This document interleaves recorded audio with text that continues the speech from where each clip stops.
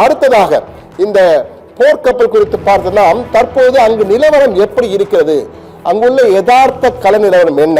அதாவது ட்ரம்ப்பும் சரி கமேனியும் சரி ஒருவருக்கொருவர் சலைத்தவர்கள், இருவருமே மிகவும் ஸ்ட்ராங் லீடர்ஸாக இருப்பவர்கள்.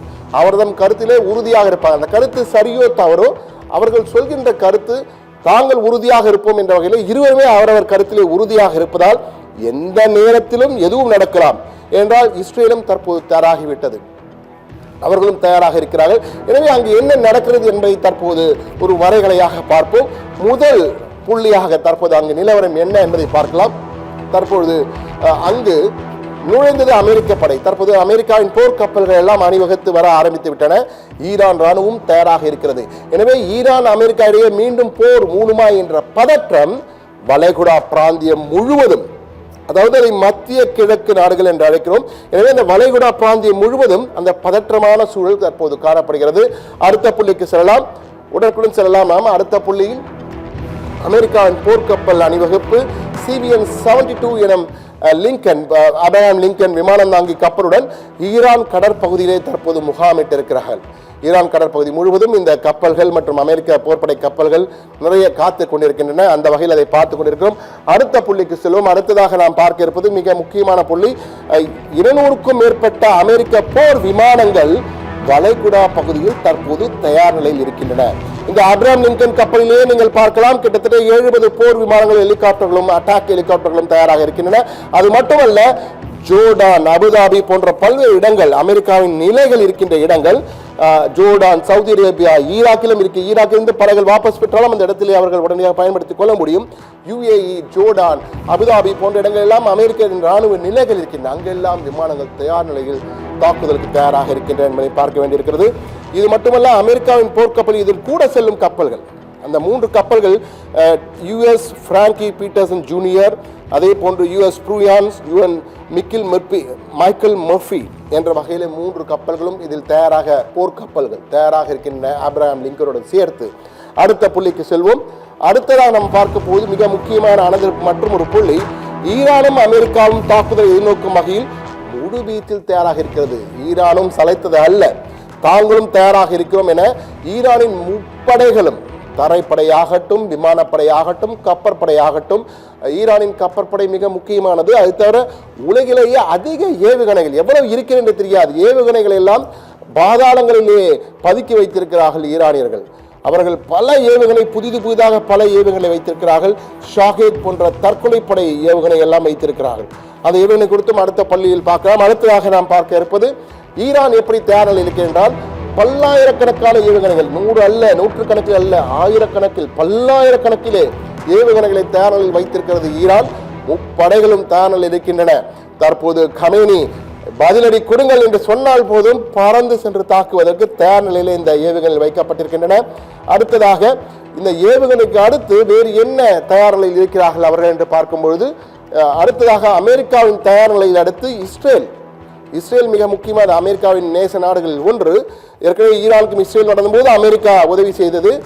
தற்போது இஸ்ரேலிலும் பாதுகாப்பு உச்சகட்டத்தை அடைந்திருக்கிறது. அயன் டோம் ஏற்கனவே பாதுகாப்பு தரக்கூடியது. ஏவுகணைகள் வந்தால் அதை தடுத்து நிறுத்துவ, ஏவுகணைகள், ட்ரோன்களை தடுத்து நிறுத்துவதற்கு மிக முக்கிய பாதுகாப்பு கவசம் போன்று இருக்கும். அந்த பாதுகாப்பு கவசத்தை கடந்த ஜூன் மாதம் நடைபெற்ற போரின் போது ஈரானுடைய ஏவுகணைகள் சில தாக்கி அழித்து உள்ளே சென்று தாக்குதலை, பாதிப்பை ஏற்படுத்தி இருந்தன. அந்த அயன் டோம் தற்போது செப்பனிடப்பட்டிருக்கிறது. தற்போது தயார் நிலையில் இருக்கிறதாம். அந்த அயன் டோம் மூலமாக தாக்குதலை தடுப்பதற்கும், ஏற்கனவே கோட்டை விட்ட இடங்களிலே அந்த கோட்டையை சரி செய்து, தற்போது அந்த என்னென்ன விவரங்களில் கோட்டை விட்டார்களோ அதெல்லாம் தற்போது சரி செய்து விட்டார்களாம். இனி எந்த ஏவுகணை தான் தடுத்து நிறுத்துவோம் என்று இஸ்ரேலும் தற்போது உறுதியாக நின்று கொண்டிருக்கிறார்கள். எனவே அடுத்து என்ன நடக்கப் போகின்ற பரபரப்பு அதிகமாகி கொண்டே இருக்கிறது. இஸ்ரேல் அதுக்கு அடுத்ததாக அடுத்த புள்ளிக்கு செல்வோம்.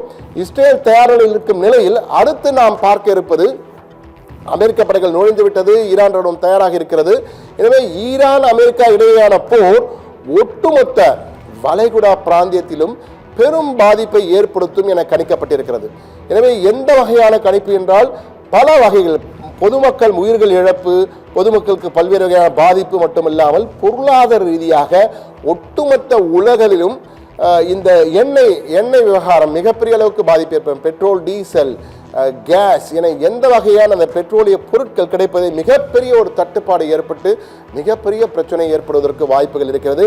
எனவே அதையும் நாம் பார்க்க வேண்டியிருக்கிறது. தற்போது பார்க்கின்ற காட்சிகள் ஈரானிலே அரசுக்கு ஆதரவாக, அரசுக்கு எதிராகவும் போராட்டம் நடந்தது, அரசுக்கு ஆதரவாகவும் தற்போது போராட்டங்கள். இஸ்ரேலிலே மிகப்பெரிய ஒரு கூட்டம் சேர்ந்து அவர்களுக்கு ஆதரவாக, அரசுக்கு ஆதரவாக குரல் கொடுத்து கொண்டிருக்கிறார்கள். கமேனிக்கு ஆதரவாக நாங்கள் நிற்கிறோம் என்றும் கூறுகிறார்கள்.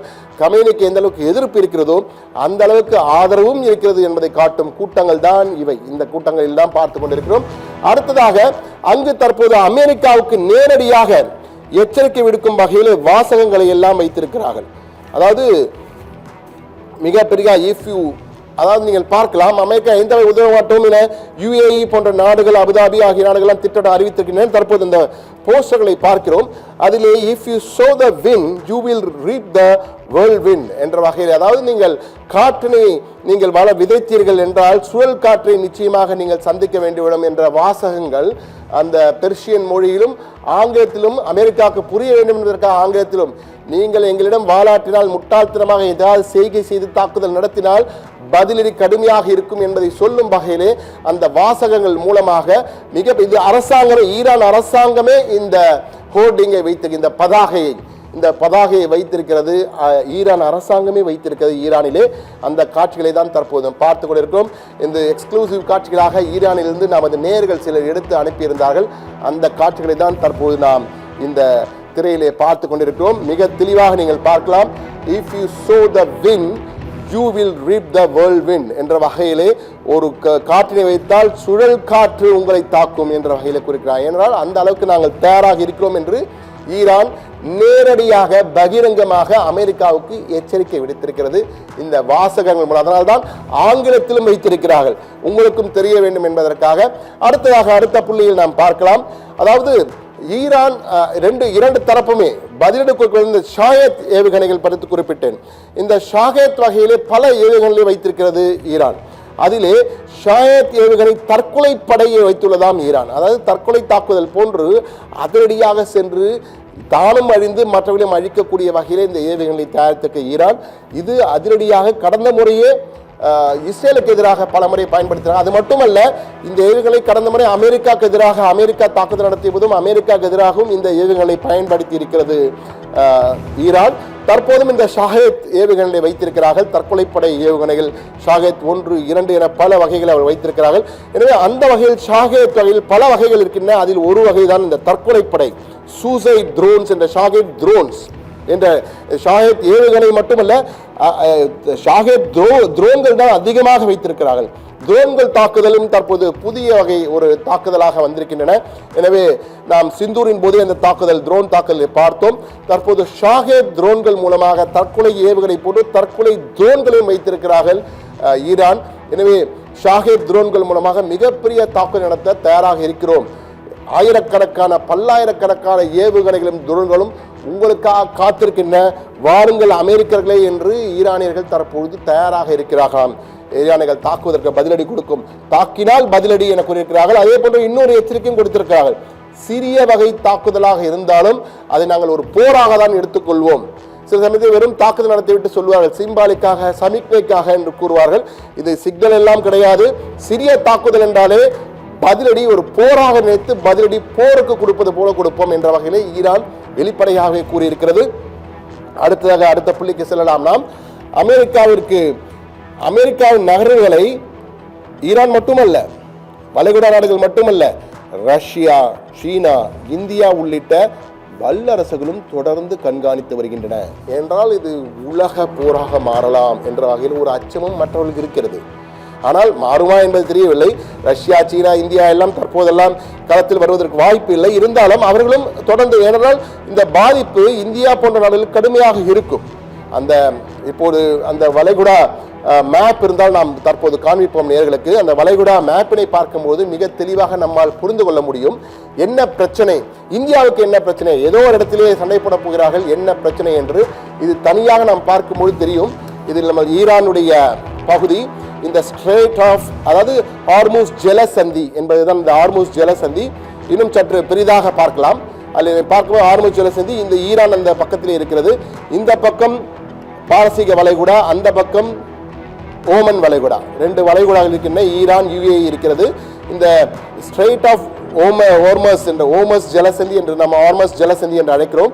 இது வழியாகத்தான் குவைத், ஜோர்டான் போன்ற நாடுகள், ஈராக் போன்ற நாடுகள் எல்லாம் இங்கிருந்து இந்த இந்த இந்த ஜலசந்தி வழியாகத்தான் அந்த கப்பல்கள் வரும்.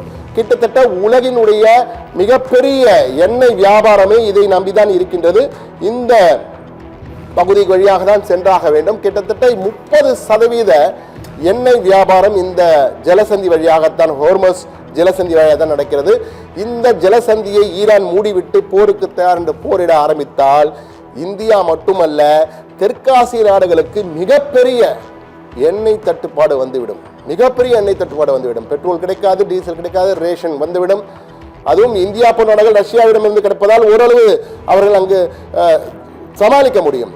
ஆனால் இலங்கை, தாய்லாந்து, இந்தோனேஷியா போன்ற நாடுகள் எல்லாம் கடுமையாக ஒரு ரேஷன் அறிவிக்க வேண்டிய அளவுக்கு வந்துவிடும். அந்த அளவுக்கு மிகப்பெரிய தட்டுப்பாடு ஏற்பட்டுவிடும்.